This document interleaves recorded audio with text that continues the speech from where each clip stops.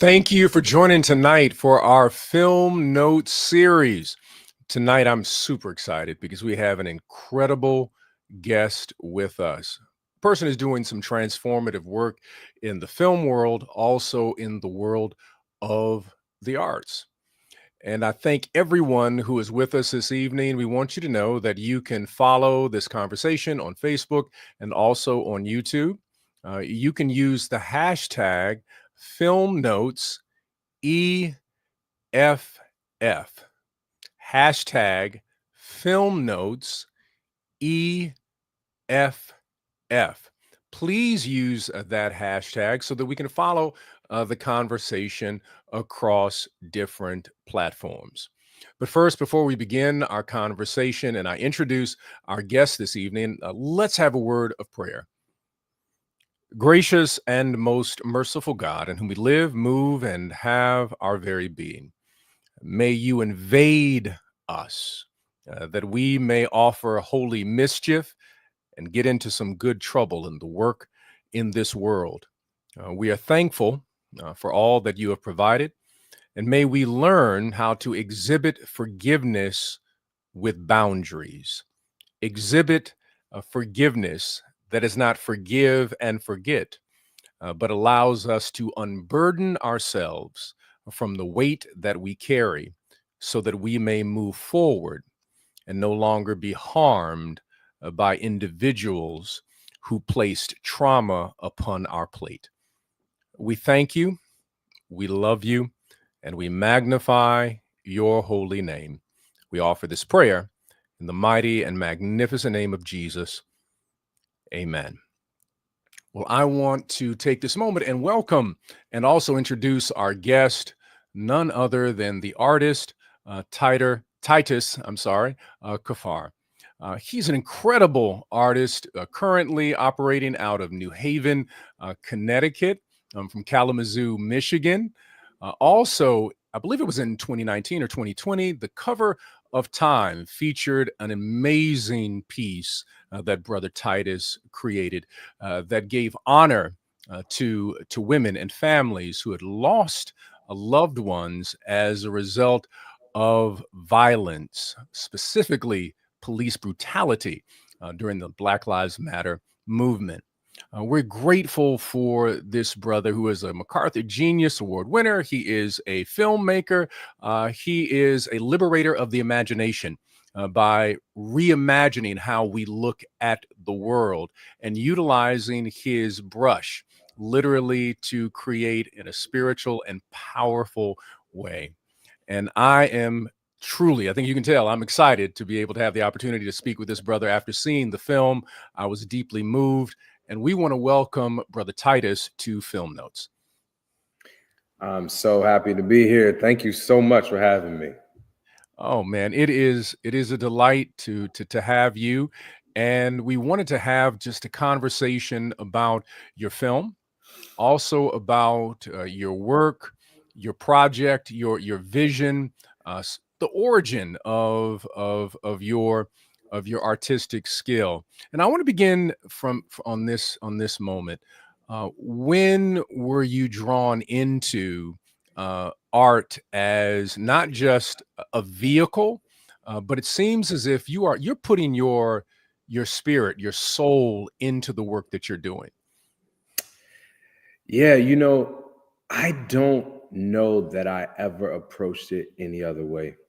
What I mean by that is I had a professor by the name of Rupert Garcia, a Chicano artist from the 60s who believed truly that art could change the world. And Rupert didn't play. And if you didn't take the art that seriously, and if you weren't putting your whole self into it, he believed you didn't even deserve to be in his class. I saw that man make people cry. They would come up with their artwork thinking they had done something, and Rupert would just no, absolutely not, because you are not putting your whole self in this. As a matter of fact, short story, his class was not a class that you could just schedule and take. You had to be accepted into Rupert's class. And I remember showing him the painting that I had made to try to get accepted in his class. And he looked at it and he said, what is this? And I said, this is my painting for the class, to get in the class. I'm so excited about getting in the class. And he goes, I don't see you anywhere in this, Titus. I see you trying to be so. I see you faking a bad version of Manet, but I don't see you. Mm, You cannot be in my class. And I was like, wait, what? Wait, what you talking about? And it took me a whole semester to make a painting good enough that he would actually allow me in it. So mm, I never approached it any other way. From the very beginning, to me, it was like he was teaching us how to put our whole selves into our work, nothing less. mm. The whole self into the work. So I want to stop right there. Said you took a whole semester to do the painting.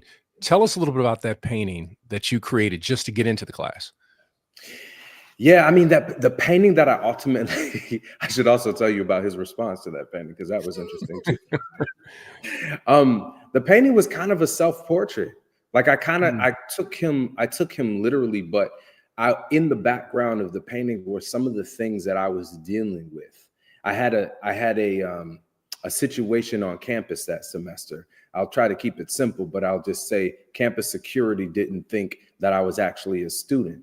And so mm, that kind of found its way into the self-portrait that I had made. And when I showed him the painting, when I showed Rupert the painting, he said, "This is not terrible." He didn't say it was good. He didn't say it was good. He said, "This is not terrible." I was like, "All right, can I be in your class?" He said, "Yeah, you got it." And so, and mm, then, he's the kind of person who's really hard, but mhm, if he sees that you're willing to go as hard, he will pour his whole self into you and give you everything mm. that he has. And that was exactly what I needed at that time. So what were the things that he poured into you? What would be 2 elements that you would say you learned from him that you carry to this day? The first thing would be that art can actually change the world for real. Mm, Not in this sort of metaphoric hyperbole that we think about, or not in some like cute little way, but the things that we make have the capacity to take on pieces of us, get imbued into that work, and transmit to the viewer. mhm, It's a spiritual experience. It's mm, like the fact that we are created to be able to create and put energy into a thing and then put that into the world, and people get to engage with that. That whole yes. concept and that old idea for me arose with my experience with Rupert. I that is something that I very much keep with me to this day. The other thing that he put in me is just this idea that the personal is Mhm. political and the political is personal. Ooh, I love that. That Yes. is that Yes. is that Yes. is something that is important, especially for me as a Black artist, to understand from the beginning, that I am working from this very personal place. The interpretations of that work in the world are going to be political, and that may not dictate what you Mhm. make, but it should be a part of your understanding.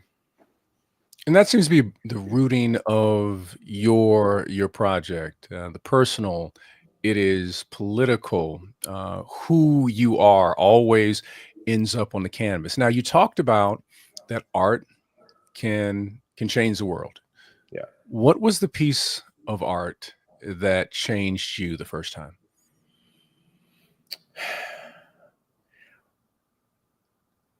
So there's there's two ways to approach Mhm, this, because there's the first time that I realized that a piece of work held power in it, mhm, like that there was a way for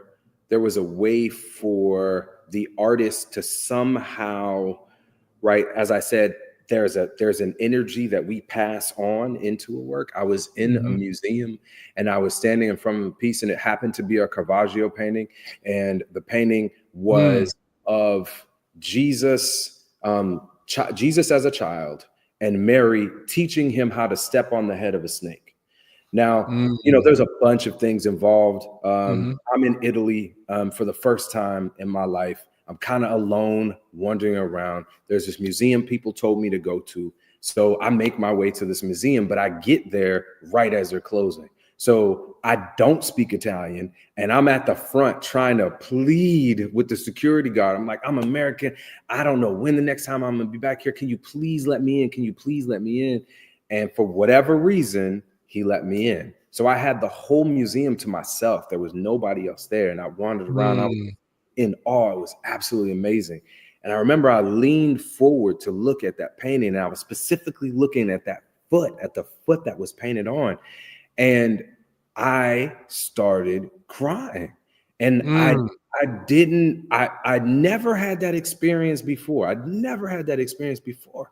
And I didn't know what was going on for me, except that there was something passing from that painting to me directly. The odd thing about all of that is like Caravaggio was not thinking about a black man from whatever 19, whatever 2000, whatever it was being in front of that painting. And I don't even know what his original intentions are. And I don't know that my perception of what he was doing is what he thought he was doing. What I do know is it was incredibly moving to me.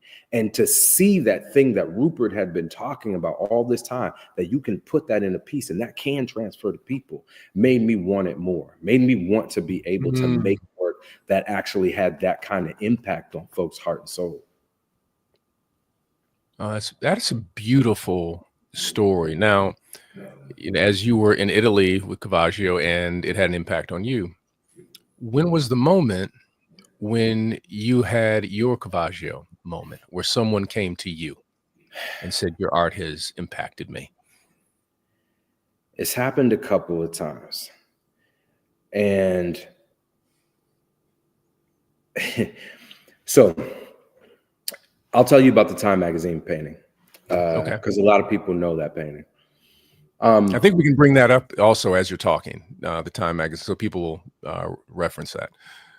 So when people editorialize this painting, they write about this painting. Generally, they talk about it as like a Black Lives Matter painting, and it was for that movement and for that moment.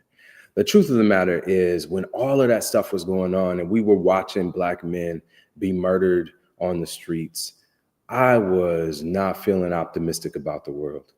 And I felt done, man. I felt like I got to get out of here. I don't want to be here anymore. Like, I fought this fight. I make this work. I don't want to be here anymore. And I remember calling my mother, and I was, in a way. And usually when I call my mother, like, my mother is able to like pull me out of it. But I realized in that conversation that she was in a dark place. And that threw me. She seemed a bit hopeless. That scared me. And so we sat there and we talked, and she said, my mother has 4 sons.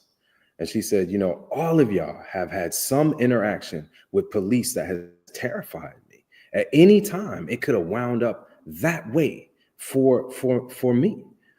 And so I felt like I wanted to encourage my mother. It was as a son, is my opportunity to lift her up. And so I found myself in the studio just working on this painting. I was thinking about my mother and her experience, and particularly her experience with her Black boys.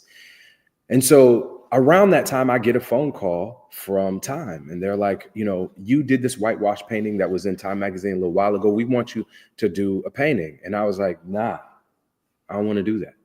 They're like, wait, what? This is an amazing opportunity. I was like, no, because I think you guys want me to be like optimistic and hopeful and whatever. And I'm not feeling that way. You don't want to put me in front of people right now. That's not what you want to do.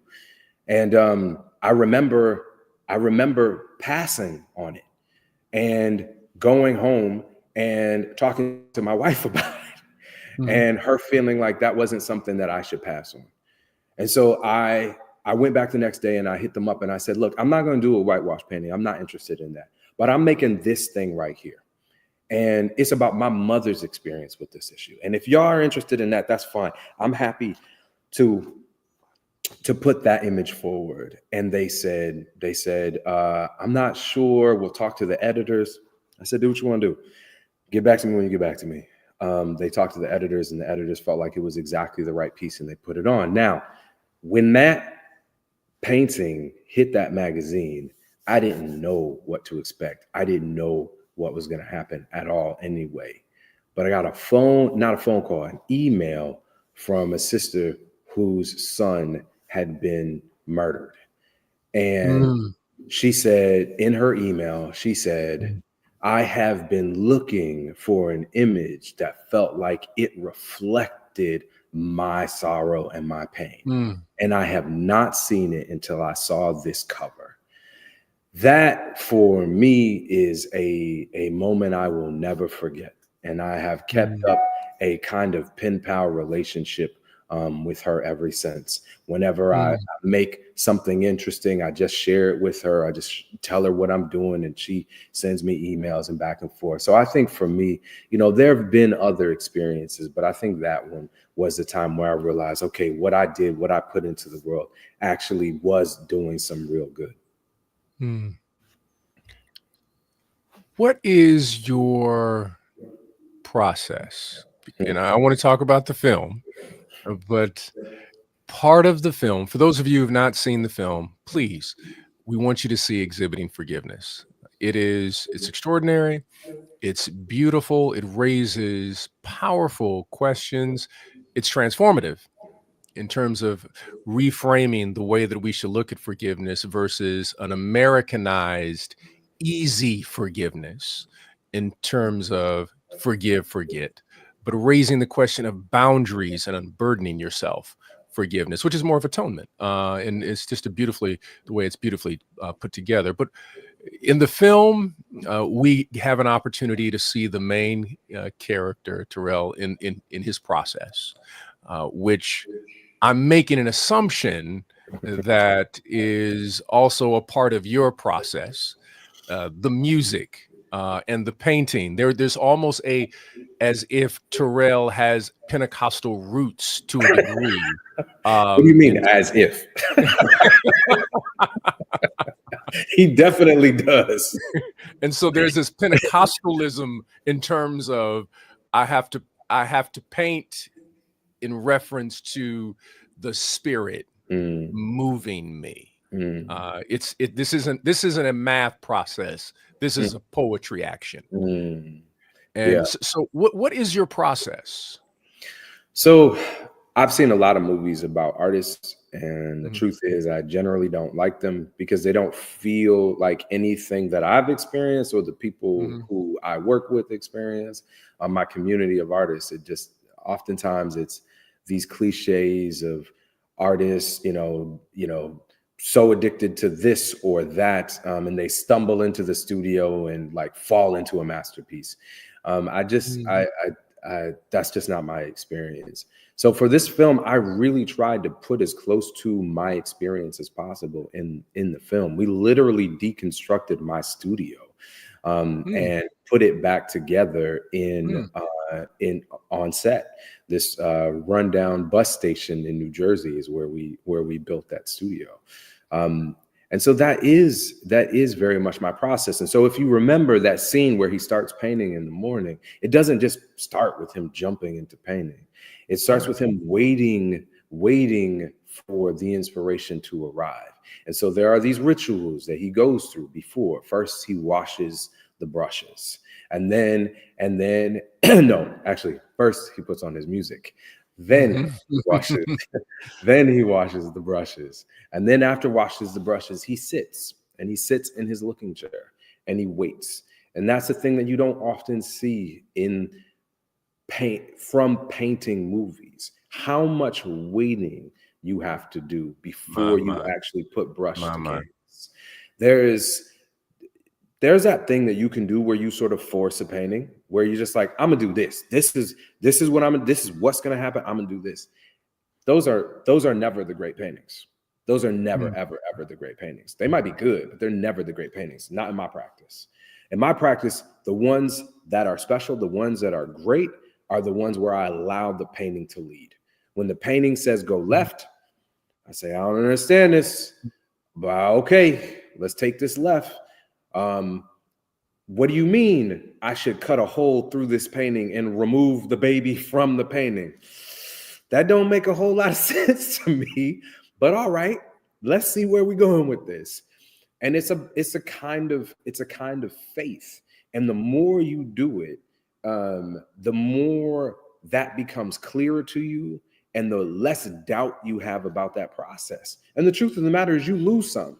Every single painting you make doesn't work. But that's okay, because you know that that's building up to something more. Sometimes the painting that you're working on is only to be made to be a bridge to the work after that. You don't know that while you're working on it. You still got to finish it. So is the painting process for you, is it meditative, spiritual? Is it prayer? There seems to be the element of the transformative, that which is beyond, seems to be functioning, that was placed on screen.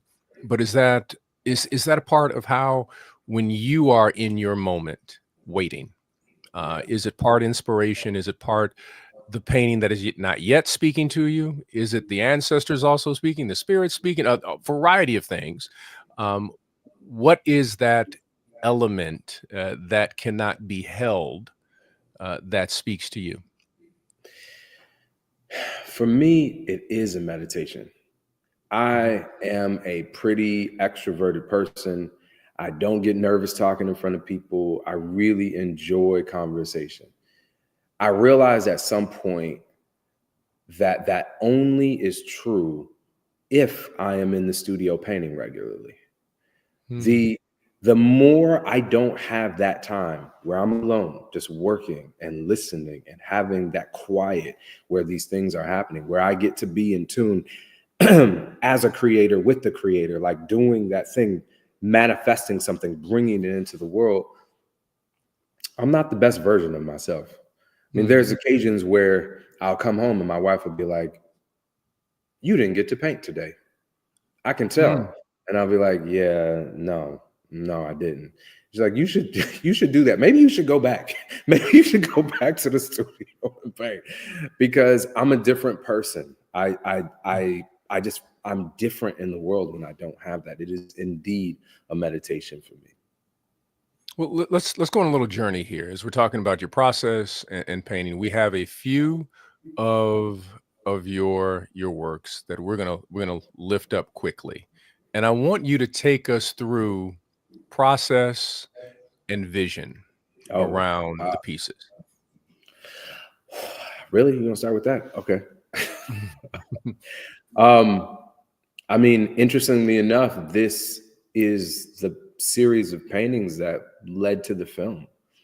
Um, Mm, what started this whole project, the film and these paintings, which is called the Jerome Project, is I went back home to visit my grandmother, who lives in Michigan. I'm from Michigan. And when I got there, my father was he was on my grandmother's doorstep. I hadn't seen him about 15 years, and I mm, didn't want to talk to him at all. My two sons, who were about 5 and 7 at the time, they saw him. My wife was with me. She saw them all for the first time. And I said, "Yeah, no, I don't want to talk to you right now. This is not a good time for us to do this. They don't know who you are. We're not going to get into this." And so I mm, walked into the house thinking that I was done with the situation. And he followed me. And I found myself very upset by that situation. And my grandmother in that moment said, "Baby, you need to talk to him." And I say this all the time, and I will always say it. I don't know what your relationship is with your grandmother, but when my grandmother tells you to do something, you do that thing. That's how I was raised. And so I'm mm, sitting there trying to figure out how to be respectful of my grandmother and deal with the fact that I don't even want to be doing any of this. I was there to take a photograph of her for a painting I was making. And so I said to my father, "I'll film you if you want to talk to me, because there's a lot that you have mhm, to account for." To my surprise, he said yes. And I went over to his house and I filmed him. Now, we'll get into more of that later. But at the end, I mhm, went home and I did that thing that we do when we haven't seen somebody in a long time. You Google them, you're like, "I wonder what they've been up to." And I mhm, Googled my father. And when I did, I found his mugshot, which didn't surprise me. But I found 97 other Black men with the same name in their mugshot. And in that mm, moment, I realized that mm, it wasn't anything actually unique about my father's name. It was just the fact that my father's name could be a racial identifier. So if you did the same thing with Tyrone, if you did the same thing with Tariq, if you did the same thing with, any of our names that are traditionally our names, I was finding that same reality. And so I took that first Google search and just started painting these men. I didn't know what or why I was doing it initially. I just started painting those mugshots. And then as the project started to evolve, I started painting them on these gilded little panels referencing Baroque, Byzantine rather, religious paintings. And I started gilding the sides, and then I started submerging them in tar based on how much of their life was lost to incarceration. All of those things were not, Mm. it wasn't like I sat down and said, okay, I'm going to do this, and then I'm going to do this, and I'm going to do that. That's not my process. Some people's process is like that. That's not my process. It was like you take one step and then you wait. And then once you get word, that's when you take the next step. And the first time I, dipped those paintings in tar, it was like, I don't even know where I'm going with this exactly, but I need something to communicate the trauma of this situation. And this felt like the right way to do it. It wasn't until I did the second or third one that I really understood the implications. And what I love about these pieces, the first time I was arrested when I first saw it in the film. And I remember when we were watching it, my wife and I, my wife, she visibly, I heard her go, oh, when she saw it. And we were both having this conversation. Is it being submerged or is he being pulled up? You don't know in the painting. That is he being pushed down or is he coming out? And it's just a powerful image. And I want to thank you for that. Let's take another look at another painting that you've created, which also appears in the film, and share. And I have to say that I was very nervous in the film when this was created here, because my wife said he better not mess up Titus's painting. Yeah. I remember when we were on set and I told Andre, I said, okay, so, we're going to do it today. He said, okay, cool. So, you're going to cut it out though, right? And I said, no, bro, you can cut it out. He said, what? No, man, I'm not doing that. I said, you got to do it. You got to do it. Andre came to the studio and he worked with me over a 3-month period. So we had spent a lot of time learning how to paint, learning these exercises. So I had all of the confidence in the world. I knew that he was capable of doing it, and he did it. He did an extraordinary job. But this painting came out of my experience of writing the script itself.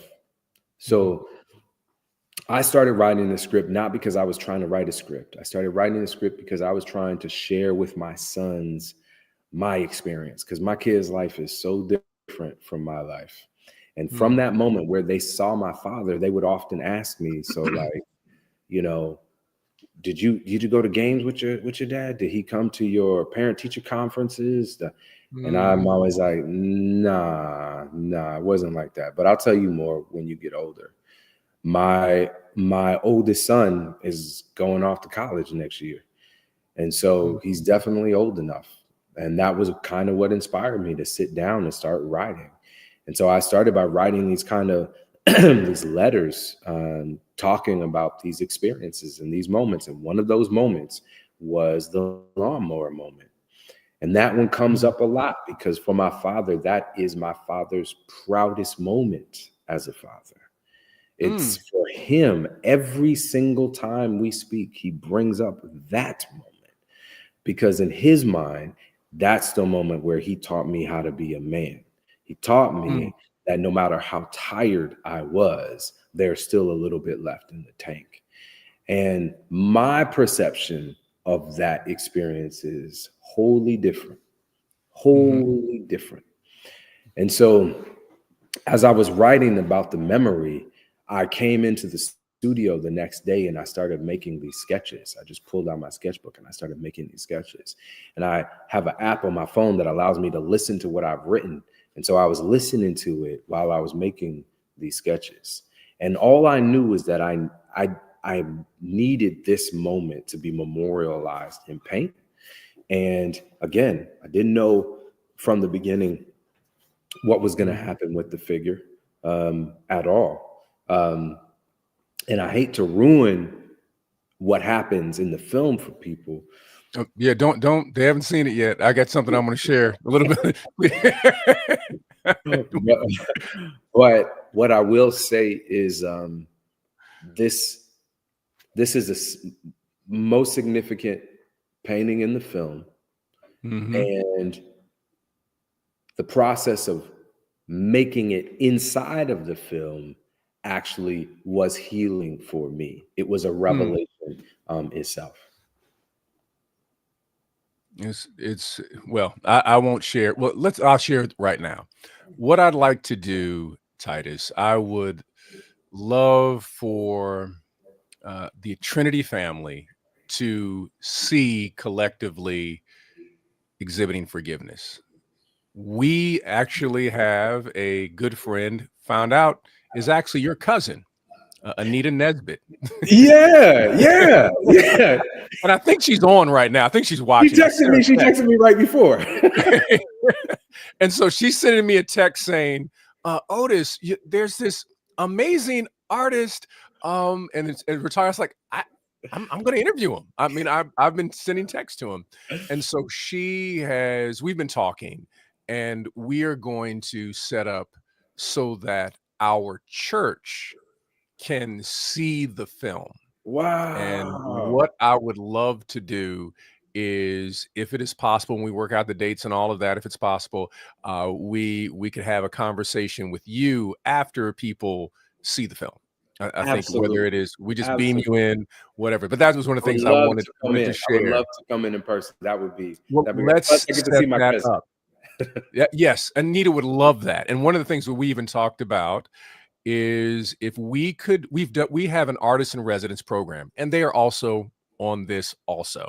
And they teach in the summer young people about art. And we have done several programs where we bring in artists so that they could have conversation. Hebrew Brantley is one of the people that we've brought in and done. Yes, Hebrew's from Chicago. Great relationship that we have with him. We would love to do the same with you. Feature your art. Walk us through your process. Encourage young people who are seeking to move in that direction. We would love to set up something along those lines. I love it. I absolutely love it. I love it. Okay, so then I won't say any more then. So we're going to set it up so people have the opportunity to witness the film and learn more about the different areas of art. Now, I believe Reverend Sue, who is our producer in the background, we have another painting that we are going to share and have you break down for us. Yeah, this was one of those early pieces where this started to happen. So yeah, there was an entire series that came after the painting that really started to speak to this loss. This was a surprising painting for me when I got it into the world.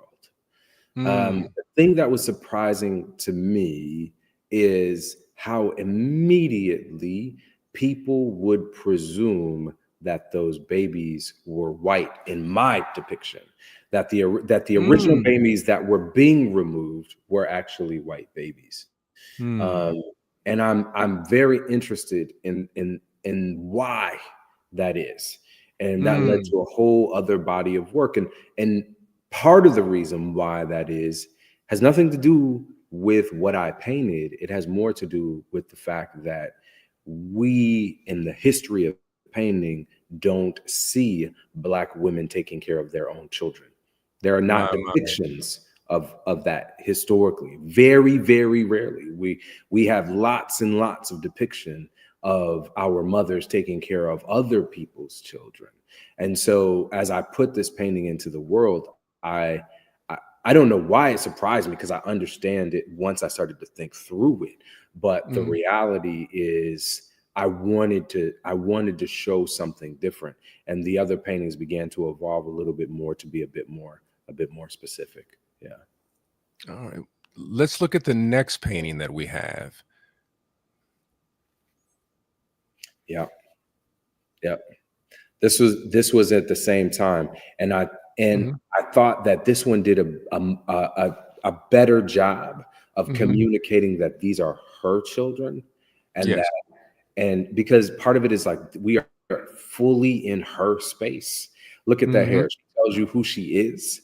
And if you're wondering, look at the sculptures on top of the television. She is telling us who she is.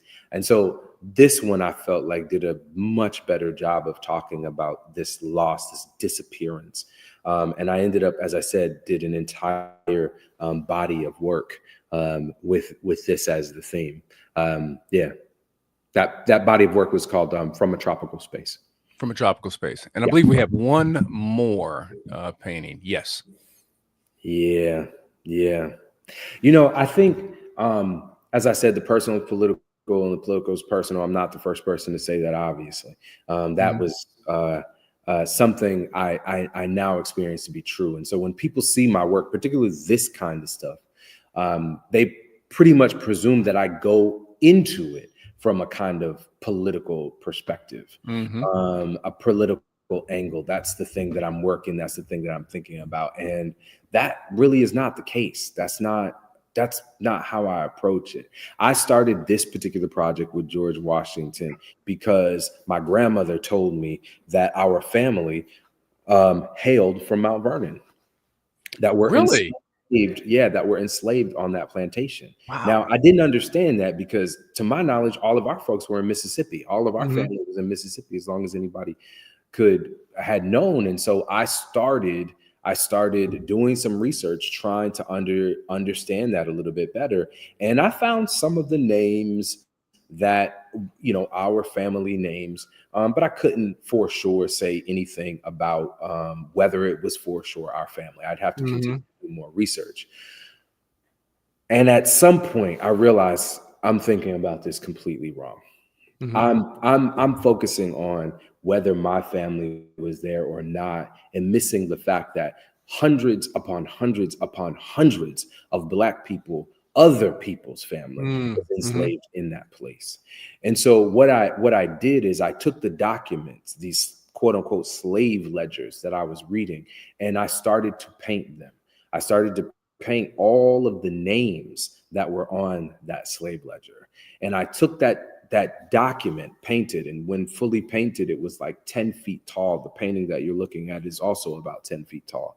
And then I cut out each name until it was a sliver, a band. And then I proceeded to nail those names to the face of George Washington. And when people see these paintings, they often think about it as this sort of like really aggressive act. And I honestly, hammering into the face of a painting, there is definitely some aggression there. But I would challenge people to look at different forms of West African sculpture, where these power sculptures, where you might have a figure and that figure has nails in it. Those nails actually show how much faith people had in that particular object. Those figures, those power figures, people believed had the power to change their destiny, had the power to change their life. And your mother might come and bring a piece of your clothing, and they would hammer it into this figure and believe on that figure to change your life. In many ways, that's the way we think of our founding fathers, that they were these power figures that had the ability to change the lives of so many enslaved people, and they did not do that. They absolutely did not do that. And so I wanted to find a way to bring those two things together. I'm not trying to demonize the founding fathers. There's no benefit in that to me. I'm just trying not to deify them, because as a nation, we often do that. We turn our founding fathers into little gods, and that's when we get ourselves in all kinds of problems. And what I love about the painting the first time that I saw it is here you have Washington. He is being silenced for the first time. Mm, And all of a sudden, someone else is speaking in the painting, that's right. which That's is so powerful and beautiful because the iconic way that America loves to mythologize Washington is completely removed. All of a sudden, he is taken from where Zeus sits, and now all of a sudden he's sitting down with everybody else and that's becomes right. a human being That's right. at that moment. And for the record, this is not an accident. Art Mhm, history does this, right? And mhm. so, it's the same reason our capital, it has the architecture that it has. It has the Exactly. architecture to point us back to an idea. These paintings were done and they were quoting these Greek gods in their Mhm. composition, in their form, to say our leaders are as important as this. None of that stuff is Yes. accidental. All of that stuff has meaning. It's supposed to play on our psychology. Now, speaking of what is intentional and accidental, I want to move to the film. And as I said, Sundance has elevated this film. There's been Oscar buzz around this film. This is your first film. I just have to say, you killed it, man. You killed it. You did your thing for your first film. There are a couple of things that I wanted to ask in terms of style. Mhm. First of all, I love when Terrell and LaRon are in conversation in the basement of their mother's house. The choice that you make to use a shaky handheld camera. Oh, you caught that. Yes, Yeah. that it unbalanced the relationship completely. It unmoored them. So, Lachlan Milne, our cinematographer, and I Mhm, had a lot of conversations about this. Camera movement is very important to me, mhm, but it needs to be used with meaning, not mhm, arbitrarily, for me. And so we were very specific about the moments when we would mhm, go to the handheld. And mhm, if you watch the film, what you'll see is all of the times that Terrell and LaRon are together are handheld. All of them are mhm, handheld. That was important for the very reason that you are stating. mhm, It makes you feel just a little bit more uneasy mhm. because it's the you're getting this subtle movement that happens the entire time. It makes you feel just a little bit uncomfortable. And so in for me it was a reflection of the discomfort in the world that he was in. Mm, When he enters into Terrell's world, the entire world shakes. Everything is unsteady. When we mm. are when we are in his house, when we're in his house, in Terrell's house, it's a very different kind of movie. Yes, It's a yes. very different. There's the color, everything. There's a peace. There's a quiet. He has constructed a world that is fundamentally different from that unstable world that he comes from. And the composition that you use from Terrell's home in terms of the lines, that everything is very structured, to colors throughout the film. For example, I love the empty pool scene with the brother. The use of the blue, Yeah, which again, the blue hair of the mother, but yeah, you use yellow. Yellow becomes a metaphor throughout the film. And at the end, we see yellow. At the beginning, we see yellow. In the middle, we see you relight yellow. Tell us a bit about the use of color. yeah. That's interesting. I mean, at the end of the day, I'm a painter. Mhm. Like Right. that is my first tool. Is color, and so I'm not a color relativist in the sense that like this color always means X and this Mhm. color always means Y. I don't do that because what I know about color is that color is affected more by the color that's beside it. Mm. So red looks its most red when it's next to green. Green looks its most green when it's next to red. So these colors have relative relationships. So if I put that same green on myself and put myself in a different background, how you will perceive me will change. And so I tend to not be like, this color means this and that. But yellow in the film, yellow in the film is a little bit different. I go to yellow to bring in this sort of symbol of this sort of light, this hope, and specifically bring in their relationship, that is Aisha and Terrell's relationship. The first time you really get a sense of yellow is what we'll call the more yellow scene, where his wife is playing this song for him. Yes, He says, beautiful. he says that, yeah, he's like, oh wow, that's great. What about a little more yellow? And the thing that's exciting for me about that film, about that moment, and the way that they play it, rather, is she knows exactly what he means. She say, what do you mean by more yellow? She looks at him, she tilts her head, and she goes, okay. She puts her guitar down, and Andra Day opens her mouth. Brother, Sister Day, she was masterful with that song, brother. So two things. First, you don't know how difficult it is to shoot a movie with Andra Day on the set singing, because don't nobody want to work as soon as she opens her mouth. Everybody's working, doing their thing, but she opens her mouth and starts singing, everything stops. Everything stops. So, but Andra is so powerful. She's such a powerful actor. She brings her whole self to this film, and she is devout. I got to tell you, every single scene before she stepped on set, she was in the room, in her space with her headphones on, doing her devotional.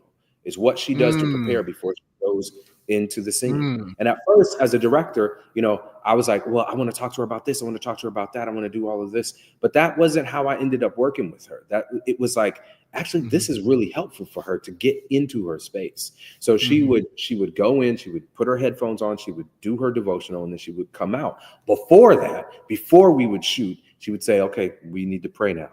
I was like, okay, but we got to hurry up because we got to shoot. We on a limited time right now. No, Titus, we got to pray right now. I said, okay. And so I believe that she brought more to this film, not just like on screen. There's a presence that I feel like she brought to this film that I hope other people feel when they watch it. Yes. She, like I said, she was absolutely masterful. We even had a young actress who is online, Melissa Stallings. She just said, wow, this was your first film and the artistic gifts in you. And so, Marlisa, thank you very, very much for commenting. Now, you also, Andre Holland was, who I think is one of this generation's He's one of our best actors. He's one of our best. He brings an emotional weight, but it is the beauty of subtlety. He says so much in a look and with his eyes that other people cannot do this. No, and you don't teach that. Andre is definitely a student of the craft, but it's so much more than that. There's a gift that he has. There are the scenes in the basement that we just talked about where Andre doesn't need to say anything. I'm in the editing room, me and Ron Patain, my editor, we are in the scene trying to figure out how to go back and forth, what's happening. And anytime you're wondering what is happening in the scene, we can just cut to Andre. You just see his face and you feel everything. Not in an over-exaggerated way. You just feel him on screen. Some of my favorite moments in this film are when Andre is just present looking at LaRon. Those are some of my absolute favorite moments in the film. He does more in a look than most people could do in a page of dialogue. He is an Yes. extraordinary actor. Yes. Now, one of the scenes that I found very moving to me, just a small scene, but when we are essentially introduced to Laurent, he goes to his brother's house, and the brother is cutting his hair. There was a tenderness there that and that's another thing about the film that I want to just congratulate you on. Rarely do we see Black images of tenderness and intimacy. It's usually images that are sexualized Yeah. and are framed in a particular way, but there was an emotional tenderness. It kind of reminded me of was a movie Nothing But a Man, when that there's this emotional tenderness that Abby Lincoln demonstrates and whatnot. But tell us a little bit about putting this tenderness, Black men in conversation, Yeah. one Black man feeling empathy for another, his own brother. Yeah. Mhm. Well, quiet as it's kept, that is a version of the prodigal son. Like Mhm. if you watch it again, Mhm. you'll what does he do? He comes back, he cleans him up, he Come on. cuts his hair, puts some clothes on him. Mhm. That's why it seems like he has a Pentecostal background, bro. What you mean? Seems like that's not obvious. That's not obvious. That's the world I come from. But yeah, I mean, there are so many films that we see that reflect us that don't reflect us, that are Right, about us right. but don't reflect us, don't Mhm. reflect all of us. We get to see us as aggressive. We get to see Mm. us as hateful. We get to see us as funny. We get to see us as athletic. But in this film, I think we get to see the scope of our emotional Yes, capacity yes. as people, not just for the brothers in the film, but the sisters in the film as well. Like it was important to me that we didn't have a son who was just raging. He's just always Mhm. mad. He's just mad. No, this is complicated. In the telling of the story, it was also really important to me that Laurent is not a villain. Mm. He's like, I didn't want to write my father as like a villain. He's not a villain. In many ways, he's more of a victim than anybody else in the entire film.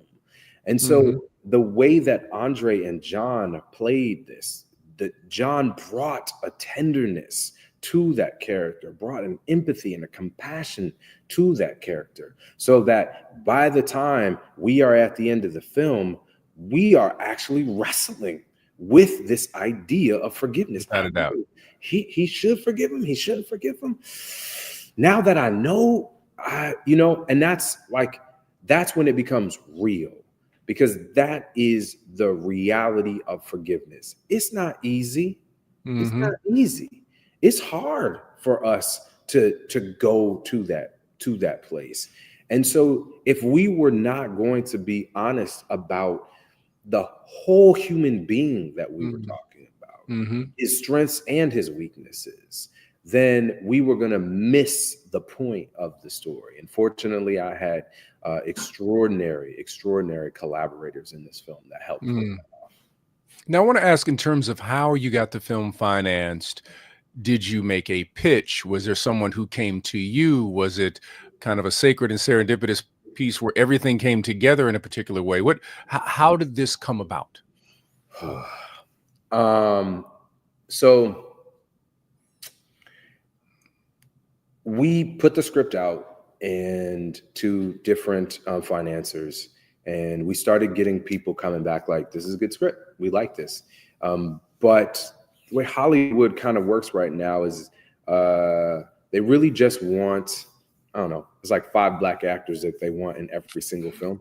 And like, it's like, and the ones, I'm not gonna say the names, and it's like, if you can get those people, if we can cast those people, then we'll give you the money for the film.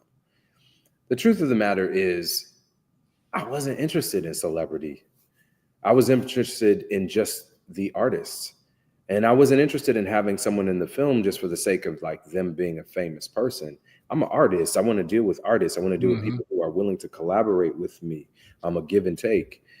And so after a couple of bumps and me going, nah, I don't want to do it that way. I don't want to cast that way. Um, I went out to a collector friend of mine. I didn't ask him for anything. I just let him read the script. I said, "Hey, I just want you to read this thing I'm working on." I made a Mm. whole body of paintings, Mhm. and I also, because he knows me as a painter, he owns a lot of my artwork. Said, "I just want you to take a read." He read it really quickly. He got back to me, and he says, "I don't know anything about movies, but I will give you the money to make this movie because I feel like this is an Wow. important story to be told." Wow. And that Mm. Sean Cotton is his name, and that faith is what made it possible for us to do Mm. it. So it's the only two financiers on the film are me and him. That is how that came together, and it came together because I didn't want to be pushed into casting certain Mm. people just because they were famous. Mhm. I I'll give you an example. John Earl Jelks, who plays the father in this film, is It's brilliant. he's Mhm. I can't imagine it being played better by He anybody. he he was brilliant. He was He was brilliant. Can I tell you that John turned 65 on set, and this is his first major feature film. He's done a small thing here or there, but this is his first major feature film. Um, yeah, John was Wow. a stage actor. He was extraordinary as a stage actor. His Mhm. wife passed, and he had to raise his kids, and Mm. it was a real challenge for him. And so this film is him coming back to the world Mm.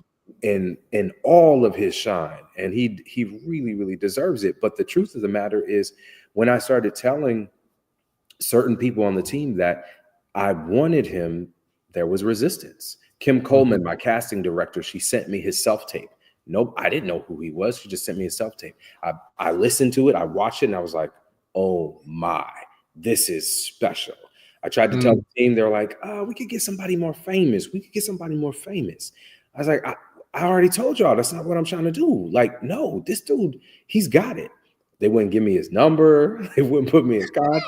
They're like, let's just put you in front of some other people first. Mm. Why don't we put you in front of some other people? And so I, being me, called my friend who I knew from the theater world, Terrell Mhm. Alvin McCraney, who also happened to write Moonlight. We were at Yale Mm. together, and I said to him, I said, Terrell, do you know John Earl Jones? He said, oh yeah. Three Mhm. theater actor, great theater actor. I said, you got his number? He said, yeah, of course. I said, give it to me. And so I called him. I called John. And I said, hey, John, this is Titus. He's like, oh, wow. What's up? What's going on? I said, I hear you live in Chicago. Are you going to be there this weekend? He said, yeah, why? He said, I'm coming to see you. I'm coming to see you. I'm going to come see you right now. I told him that. So I flew to Chicago. I spent 2 days with him. I recorded him just on my phone. We ran lines back and forth. And I came back. I put the phone down on the table. I said, that's my guy. Like, I'm going Mm. to the map for him. That's my guy. So the whole film was like we didn't do much in the real conventional way. And everybody involved in this film got involved because they believed in the film. Mhm. They believed in the story that we were telling. And when you get that to happen, you can make magic. Mm. I love it. I mean, everyone in the film was, like I said, they were extraordinary. And I want to just stop and just say to everyone who is watching, you can view Exhibiting Forgiveness. It's on all the different streaming platforms, video on demand. We ask that you would rent it. We're also going to work on our screening here at Trinity United Church of Christ. Thank you very much. They just put the information up on where you can check out Exhibiting Forgiveness. I would encourage you not to watch it by yourself, but watch it with someone.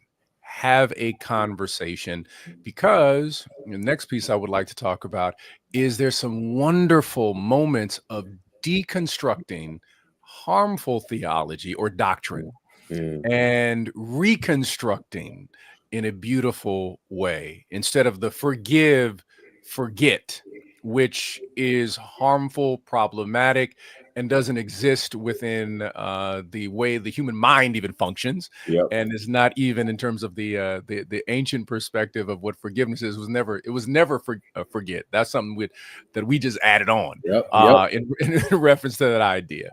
And I really enjoyed and appreciated the deconstruction theologically that Mm. you were doing in the film.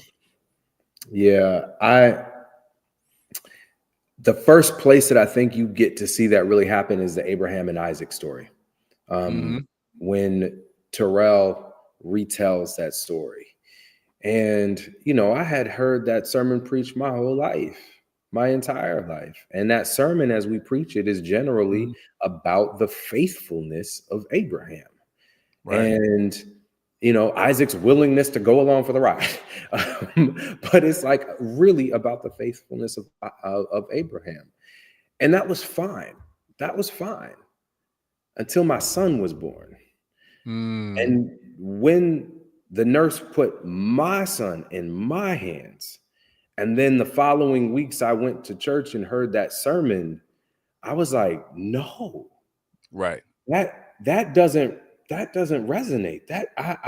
I never, under any circumstance, would I put a knife Mhm.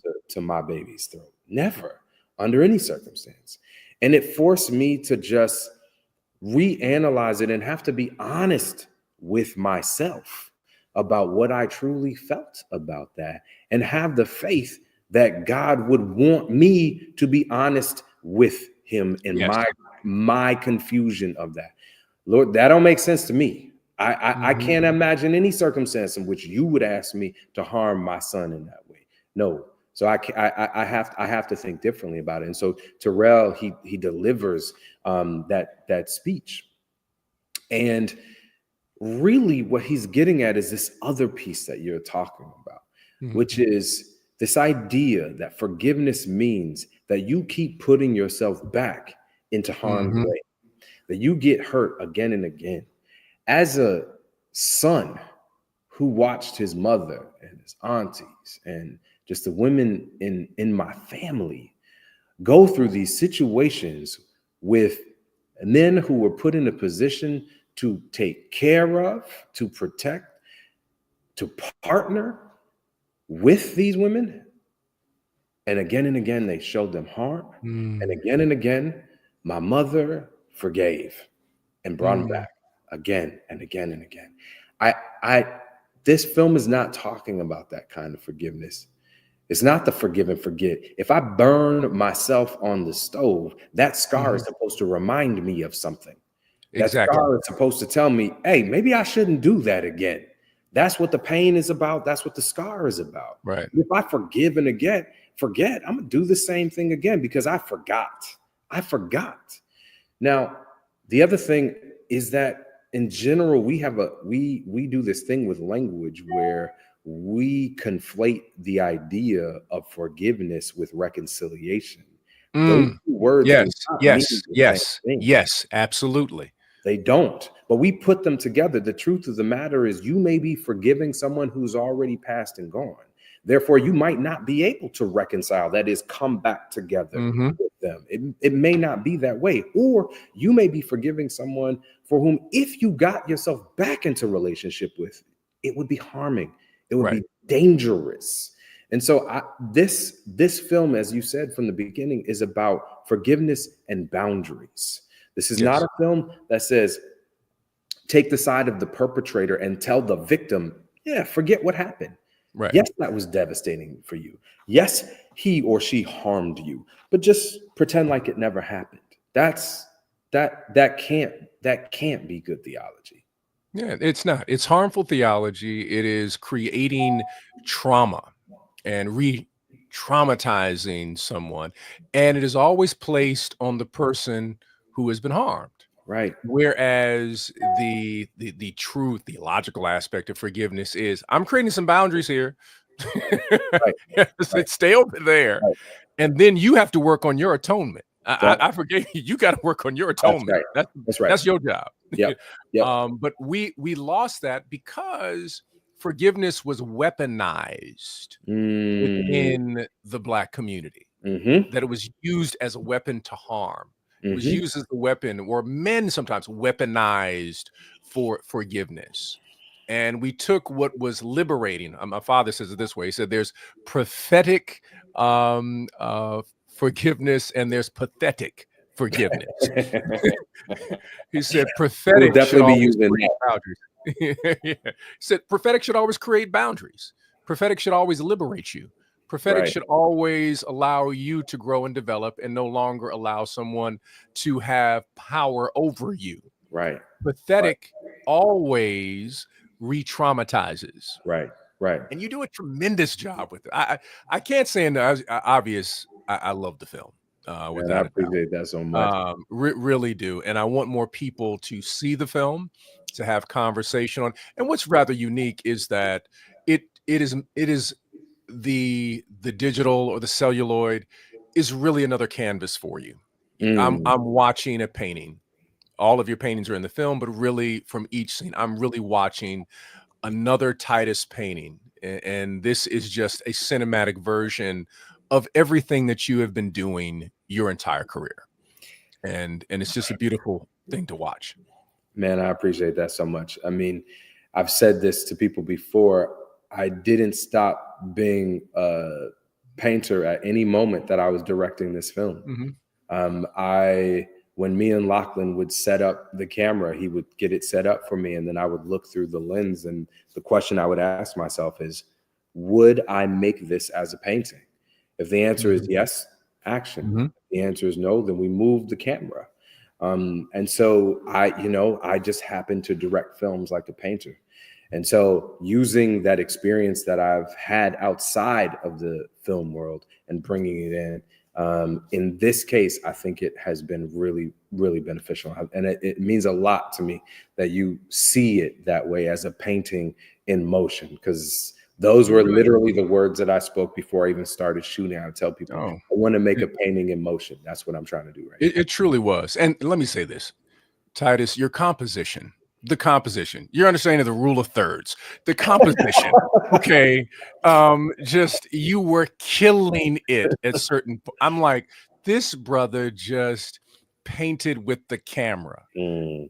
I I was mean, this is the thing about film that I think is great is it is a very much a collaborative effort. And Mhm, Lachlan Milne, my cinematographer, he and I hit it off immediately. mhm, We He recognized from the beginning that, okay, this guy is not going to be interested in lenses. He's not going to be interested in the camera body. That's not it. We need to talk about other things. We need to create a language for ourselves. So when I got on the phone with him, first thing I started talking about was, what museums do you like? And what is your mm, favorite painting in that mm, museum? And what do you like about the light in that painting? And what mm, direction is the light coming from in that painting? Is it warm? Is it cool?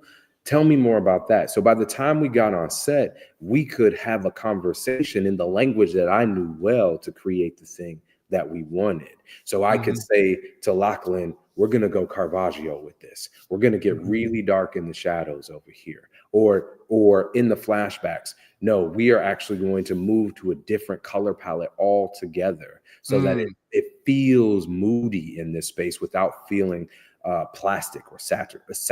mhm. So I am lucky to have had great collaborators Mm. on this, and I would be remiss if I didn't mention uh, Ingenue Ellis Taylor. My, my, My my, my, my. mother, whew, she taught me stuff on this film, man. She taught me about life on this film. She is a bad sister. I mean, let me just say, Whew. for this generation, I mean, this sister, for those who are watching, if you have not witnessed the gift of Anjanou Ellis, you need to do yourself a favor. Watch everything. Yeah, she can read the phone book and she can bless you. Yep. I Yep. sent her a text before this interview just to tell her I was going to interview you Ah, and to he's let her so know. great. You She was know, on this. I interviewed her a while back, and she was amazing, just really amazing for Origin. I interviewed her for oh Origin. yeah. Yeah.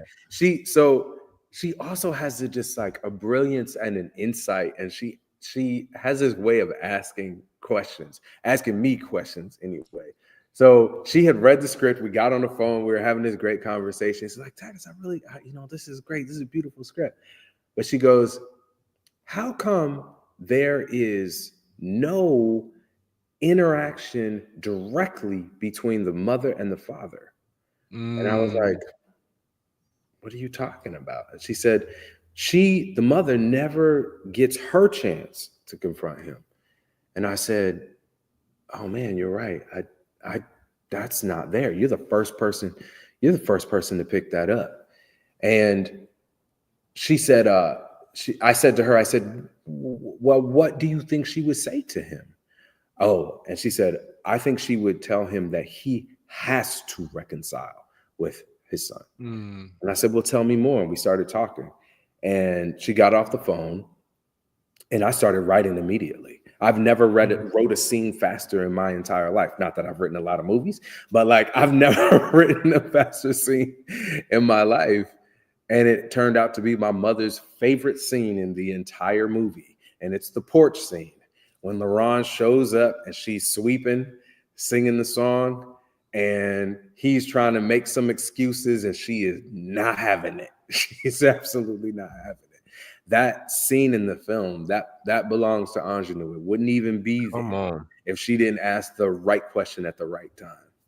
I love it. It's the collaboration. It Yes, is not, and that's the beautiful thing about film. It is a collaborative art. absolutely. Everybody has their role, and you are the shepherd. You are the herder. You are the director. You're the counselor, and you got to fix everything that breaks. You got a million questions that you've got to answer, Yeah, and it's a beautiful, beautiful thing, and it's a beautiful film.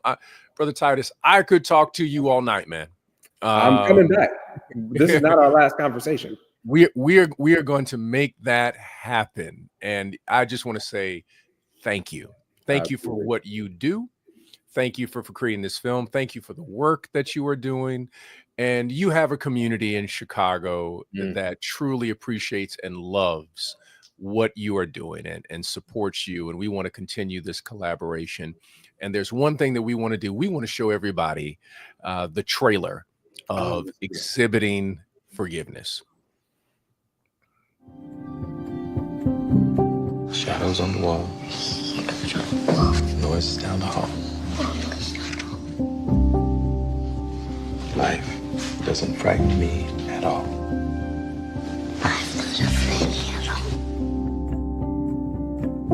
Mean old Mother Goose. Lions on the loose. They don't frighten me at all. Dragons breathing flame on my counterpane. That doesn't frighten me at all.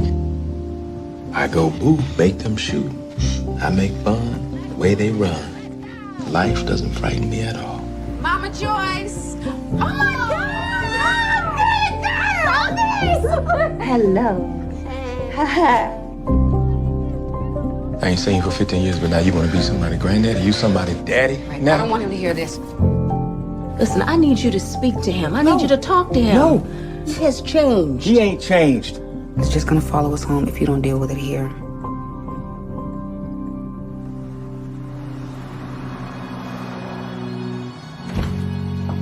let's get it.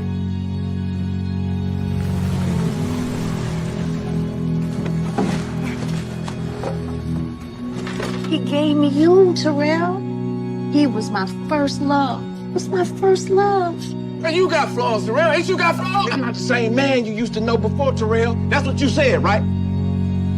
Why are you still making excuses for him? If you don't forgive others of their past sins, then you can't be forgiven. Have you asked yourself once, one time, what's best for us? For him, for your grandson? This ain't about him. It's about Mama. How we do it, how we do it. Brick by brick, that's how we move. I put it on canvas so that I can hold it by the throat. A foundation built with bricks that we were never given.